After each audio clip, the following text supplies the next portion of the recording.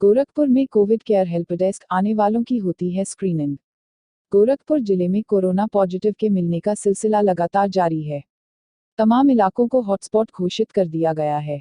पुलिसकर्मी इन इलाकों की निगरानी कर रहे हैं। ऐसे में पुलिसकर्मियों के संक्रमित होने की संभावना बहुत ज्यादा है। खासकर नु पर आने वाले आगंतुकों से भी संक्रमण फैलने का खतरा बना रहता है, जिसके मद्देनजर अब गोरखपुर के समस्त स्थानों पर कोविड-19 केयर हेल्प डेस्क की शुरुआत की गई है। तिवारीपुर थाने पर बनाया गया कोविड केयर हेल्प डेस्क, जिस पर एक पुलिसकर्मी की तैनाती की गई है, जो आने वाले लोगों की स्क्रीनिंग करती हैं। स्क्रीनिंग प्रक्रिया में थर्मल स्कैनिंग, ऑक्सीजन लेवल नापने के बाद आगंतुक का हाथ सैनिटाइज कराया जाता है, जिसके बाद उसे कार्यालय में दाखिल होने की अनुमति दी जाती है। यह नियम पुलिसकर्मियों पर भी लागू होता है जो बाहर से ड्यूटी करके थाने में प्रवेश करते हैं। हेल्प डेस्क बन जाने के बाद पुलिसकर्मी भी अब खुद को सुरक्षित महसूस कर रहे हैं, क्योंकि उनको थाने में आने वाले से हमेशा खतरा बना रहता था। प्रारंभिक जांच में अगर किसी में कोरोना के लक्षण दिखाई देते हैं तो तत्काल स्वास्थ्य विभाग को सूचित करके उसके इलाज की व्यवस्था कराई जाती है। सपा पार्टी के सभी नेतागण व कार्यकर्ता अखिलेश यादव के संदेश को पहुंचा रहे जनता तक।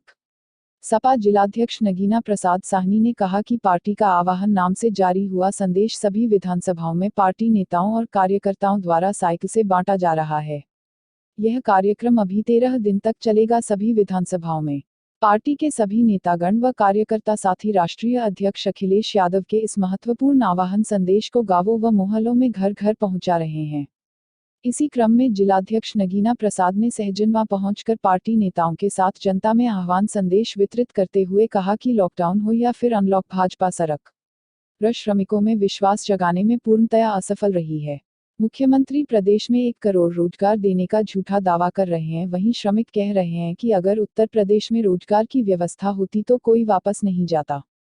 इस दौरान प्रमुख रूप से जिला अध्यक्ष नगीना प्रसाद साहनी, पूर्व विधायक यशपाल रावत की रीश यादव, राजेंद्र यादव, मजनू भाई, वीरेंद्र यादव, अमित सिंह सैथवार, गीता निषाद, वीरेंद्र यादव, रामजतन यादव, रवि निषाद, संजय सिंह सैंथवार, शंभुनाथ साहनी आदि मौजूद रहे।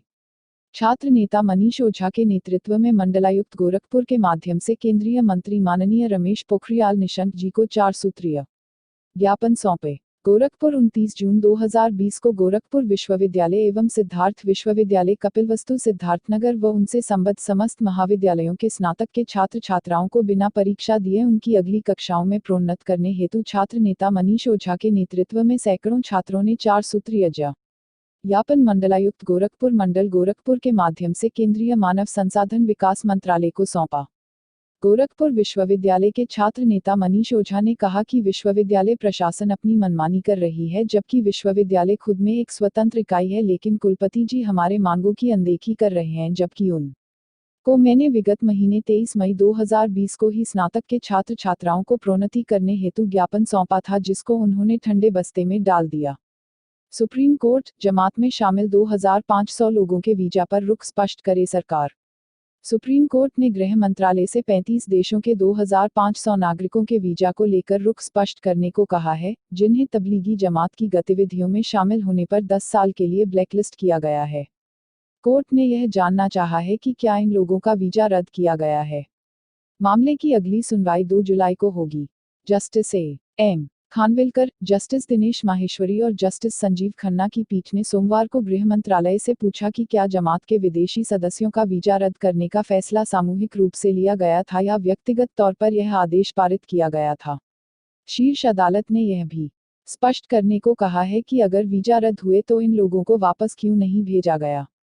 कोर्ट मौलाना अला हदरामी और एक गर्भवती महिला समेत अन्य द्वारा दायर याचिकाओं पर सुनवाई कर रही थी। भारत चीन के बीच आज तीसरी बार सैन्य वार्ता। लद्दाख में चल रहे सीमा तनाव के बीच भारत और चीन के शीर्ष सैन्य अधिकारी मंगलवार को तीसरी बार मुलाकात करेंगे। सीमा विवाद का हल ढूंढने और सैन्य तनाव को कम करने के लिए दोनों पक्षों के बीच बातचीत का सिलसिला आगे बढ़ रहा है। गौरतलब है कि पूर्वी लद्दाख की गलवां घाटी में 15 जून को भारत और चीन के सैनिकों के बीच हिंसक झड़प हो गई थी, जिसमें भारतीय सेना के 20 जवान शहीद हो गए थे। इस घटना के बाद से एशिया के 2 सबसे बड़े देशों के बीच तनाव अपने चरम पर पहुंच गया है।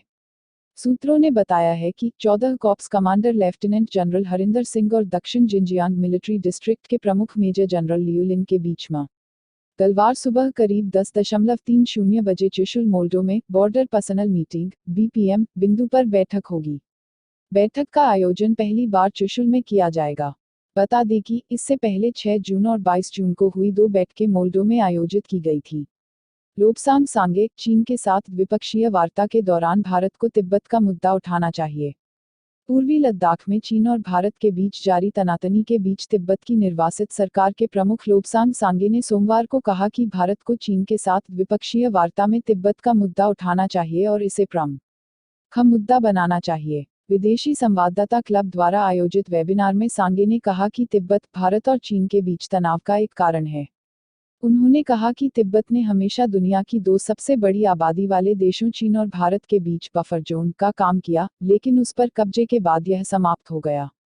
केंद्रीय तिब्बती प्रशासन (CTA) के प्रमुख ने कहा कि पंचशील संधि के साथ चीन ने विश्वासघात के बीज बोए। सांगे ने कहा कि भारत ने तिब्बत पर कब्जा होने के बाद भारी कीमत चुकाई। उन्होंने कहा, चीन कहता है कि तिब्बत मुख्य मुद्दा है, भारत को भी यही कहना चाहिए। उन्होंने कहा कि तिब्बत का मुद्दा सुलझाने के लिए भारत को नेतृत्व करना चाहिए। आज शाम 4 बजे देश को संबोधित करेंगे प्रधानमंत्री मोदी। प्रधानमंत्री नरेंद्र मोदी मंगलवार शाम 4 बजे देश को संबोधित करेंगे।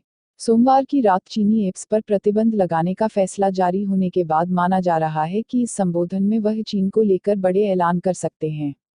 वहीं आज अनल का 2 के दिशानिर्देश जारी किए गए हैं, तो वह इसे लेकर भी जनता से अपील कर सकते हैं।